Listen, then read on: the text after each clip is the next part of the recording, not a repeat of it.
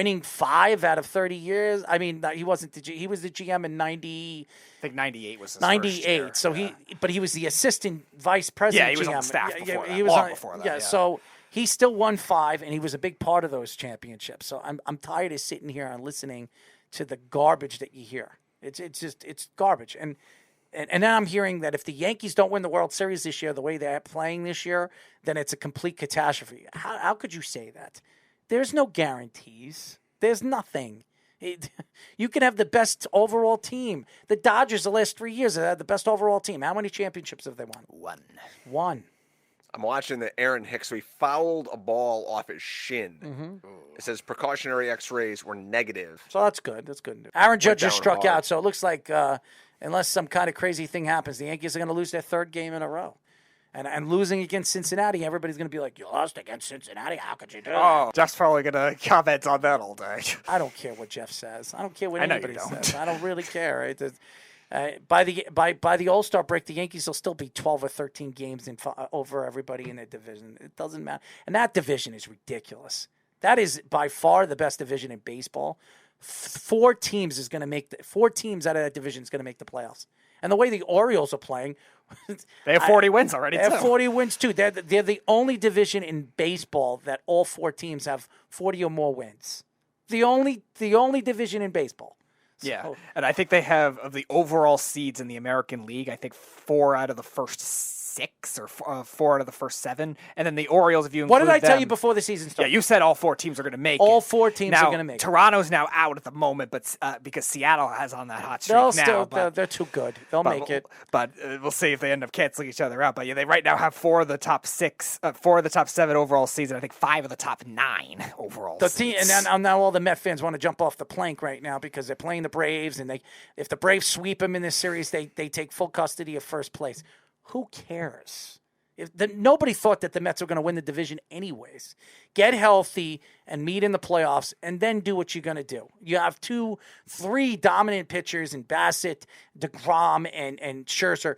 Nobody, in a 7-game series is going to beat you if you have Max Scherzer and Jacob DeGrom pitching you on no-hit ball going into the 5th or 6th inning. If your bullpen is half decent, which they need to add some arms, the Mets could go right through all the way to the World Series with the talent they have. The problem with them is their big superstars, a.k.a. Francisco Lindor, have been complete busts. And they're overpaying players that are really not producing on the field. So I think Steve Cohen, Uncle Stevie, whatever you want to call him, Uncle Snatch Boy or whatever the hell they call him now. I mean, with the women that he talks to on social media, who knows? Okay, the fact is get that bullpen help, because if the Mets get a bullpen and another bat in that lineup, they're going to be I think they're going to be a dangerous team going into the playoffs. Really, it's just all about get one of those 2 first-round buys for the American League. Because if you're the Rays and the Red Sox and the Astros, I don't want to play a wild card series against any of those teams. Ask the Yankees. Look what the Red Sox did to them. Yeah, 1 game. You want that first-round bye, and let's move on to the division series. Mm-hmm. It's so interesting with baseball, and I just think with you can make a couple of trades like the Braves did at the trade deadline and completely take your team to the next level, and I expect the team to do that this year. It always happens. One team makes 1 or 2 good moves at the trade deadline that takes your team and gives you that little boost that gets you in, and you go on this run. It don't matter if you're the better team, the better pitching team, or pitching wins championships. That's not true, because last year the Dodgers had a world-renowned pitching staff with Max Scherzer and what else? Walker Buehler. Urias last year was great. Yeah. I mean, that pitching staff was dominant. And what happens? They get knocked out. They didn't even go to the World Series. So this is baseball. Well, before we let you go, what are your thoughts to this Zach Wilson thing? I mean, it seems like everybody on social media, I've listened to podcasts, the Jet podcast that they have, and they're saying, I don't care what he does. I don't care who he sleeps with. Just play on the field. And I understand that. But the fact that if this story is true, which we don't know if it even is, But I if don't even it know much about it. I'm looking it up. I remember he's hooked. Do you want me to tell you the story? So Yes, what please. happened was over the summer, I'm sorry, not over the summer. During the season, his family had a barbecue, okay? And Zach Wilson was drunk, and supposedly something happened at the barbecue where him and his mother's best friend, had sexual relation at the party and was found out by his girlfriend, and she broke up with him and then winded up dating his roommate at BYU, one of his best wide friends. receivers, yes, who's playing for the Commanders, I think it Yes. is. And now everybody's attacking her on social media that she froze her social media and then went to his friend who she's dating and said, you go all over it, every single picture with him in it, saying, I can't wait until Zach gets your sister or something like that, and attacking his whole family because Zach, they're saying that Zach Wilson was the person that, should be, I guess respected for what he did or whatever. I don't know, but listen, I don't know if this is a true story, and if it is a true story, why does anybody care? I mean, if anything, if I was a guy talking about sports and stuff on a radio show, I'd say, good job, Zach. I mean, now you get rid of that hot girlfriend of yours and concentrate on the field, not worrying about who you're dating. Now, all of a sudden, Zach Wilson's dating some Instagram model. I mean, Zach should be worried about what he's doing on the field and concentrating on the field. This story is only affecting where this team is going to be this year, because if this team has any thought that they're going to be a playoff contending team year in and year out, this man needs to figure it out. And if he doesn't, they're never going anywhere.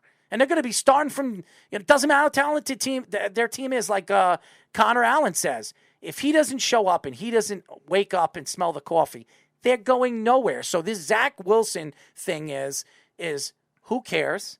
If he did, good luck. Congratulations. I don't care how old. She could be your grandmother. I could care less who he's screwing. Go screw a football and then play football. I don't give a crap. Just go on the field and win football games, and nobody's going to care about who you're sleeping with. Has anyone ever Googled just Zach Wilson's mom? Like, yes. Zach Wilson's mom is smoking hot. Yeah, they were talking about that all draft last year. She is hot.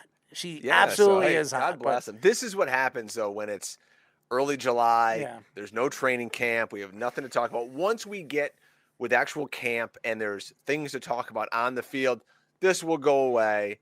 And it's just some fodder for some sports media right now. It's bad. Period. It's so bad for the Jets. You think that the Jets are going, they're slowly making, moves that are putting them where people are talking about them and saying, like, wow, this organization is going to be good for many, many years. The way Joe Douglas is structuring it. They're one of the youngest teams in the NFL. They're going to be fun to watch this year, being that Carl Lawson's back and Jermaine Johnson's on the other side. And now all of a sudden this thing comes out, and now you're sitting here and saying, oh, here we go, clown football again. We're back to the Rex Ryan era with the New York Jets on and off the field. Geno Smith getting punched out by his linebacker. I mean, and this guy screwing his mother's best friend. I mean, this is not good for the Jets.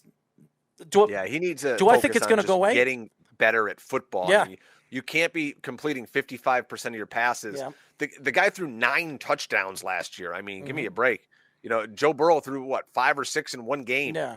Last season, I'm sitting here talking about how I'm not in love with Joe Burrow, and this guy threw 9 touchdowns all season. So he's got a lot to live up to. I often call Zach Wilson my favorite Disney princess just because he's so pretty. But it's gonna just come down to what can he do on the field. It's a big year in New York with Daniel Jones and with Zach Wilson because it's the same story with both of them. All the weapons around you are there. You've got the table set for you. Go make a 5-course meal here. I got a question for you. Sure. Okay. These guys are high. All these draft picks, they're all first-round picks. Everybody thinks they're going to be superstars in the league. They're talented. And most of these guys, I would say 3% become superstars and Hall of Famers, and the rest are garbage. Why is it? What is the difference? Why are these guys not succeeding in the NFL like other quarterbacks are? It doesn't make any sense. quarterback is just the hardest position of all positions to evaluate, and people are just not very good at it. And especially looking at what guys do in college, the college game is so ridiculous with the offenses and the spreads and the no huddle, and you look over and it's a guy holding up a picture of the Hamburglar, and that's the offenses nowadays. And you don't have quarterbacks who need to think for themselves on the field. It's guys who then get to the league and they're like, hey, Sean McVay, tell me what to do. Like, tell me what to play. Like, I love a guy like Mac Jones. I think Mac Jones is going to be an outstanding pro for the Patriots. So do I. Smart kid. He's got a good arm. God forbid they ever get him a freaking weapon out there in New England, but I love him. It's just quarterback is so hard to figure out. I mean, look at a guy like Carson Wentz. Carson Wentz comes into the league, and Jared Goff, they were 1-2. Carson Wentz looks like the MVP one year. Now he's on his third team in 3 years. Nobody wants the guy. And he's replaced by Jalen Hurts, who can't throw the football from me to you. So it's such a hard position. And that's why guys like Tom Brady and Aaron Rodgers stick around for 20 years. Cherish it if you're a fan of those teams. I don't understand it. I've watched this game for such a long time. I've seen Tim Couch come into the league, bust. All these different guys, they come into the league and you think they're going to be stars, and they're just not any good. And then you got guys that teams, pass up on, like Aaron Rodgers for, 20 picks. He goes to Green Bay. He becomes one of the greatest quarterbacks of all time. Tom Brady's a 6th-round draft pick, becomes one of the greatest quarterbacks of all time. And Russell Wilson's a 3rd-round pick. He becomes one of the best quarterbacks in the league. How many times do you see lottery quarterbacks become any good? I mean, Burrow.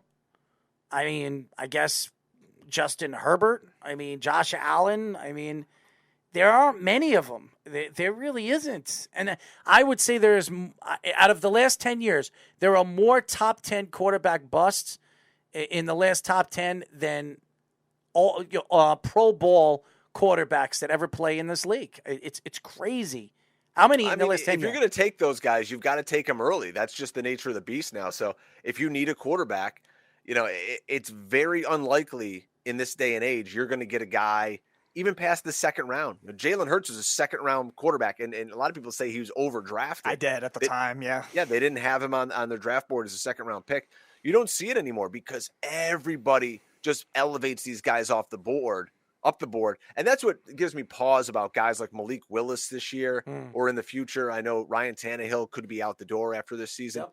But Malik Willis, people pass time after time after time on him. And in a quarterback-starved league, that just doesn't happen anymore.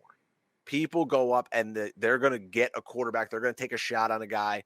I'm just looking down the league here. Who has a high-profile quarterback? Kansas City, Mahomes was early to mid-first-round pick. Josh Allen, Joe Burrow. Deshaun Watson. Derek Carr. Watson was big time. Mac Jones. Baker Mayfield. In the middle of the first round. Pittsburgh, Mitch Trubisky was a highly drafted quarterback, but again, guy you could say is a miss right now. If you want to get a quarterback, you got to get him early, but you're right. It's 50-50, and that's why so many teams are going to be in the running next year with CJ Stroud and Bryce Young and all the talent that's coming out, because you just got to keep firing at those lottery tickets. Well, 50 years for the Jets lottery, still can't find one. Don't worry, at least they're not as bad as the Bears. The Bears have never had a quarterback that's thrown 4,000 yards or 30 touchdowns in a season. I like Justin Fields a lot. Their offensive line is a joke. Yes. Their skill position players around him are a joke. If I was him, I would be super pissed because they're not helping him at all. I mean, imagine if he was in Seattle with DK Metcalf and Tyler Lockett and, a team that has a clue, even though they're playing 1940s football. Yeah, I was going to say, the most outdated offense ever, but yeah. But still, if you put that team with Justin Fields, you'd say, I think Seattle's got a shot in the NFC West. They can compete. Justin Fields would have to create like Russell Wilson did, like the first 4 years of his career, the way he did. Right, but in Chicago, he's got no chance. I mean, they've got, JV players playing offensive line for them this year. It's going to be so bad, and that's why another guy I'm wary of is David Montgomery in fantasy drafts. He is not going to have room to go anywhere this year with that offensive line in Chicago. So buyer beware. Yeah, plus they'll be behind the games a lot too. I can't imagine them running the ball a lot either. I like probably Mooney, but that's probably it for their weapons either. I think Mooney's miscast too. People say, "Oh, Mooney's this, elite wide receiver 1." Well, no, I didn't say one. They don't have anybody else. I don't think one though. I think he'll be like a fantasy 2 or something like that. But on his own team, I mean, he's gonna have to be. Yeah.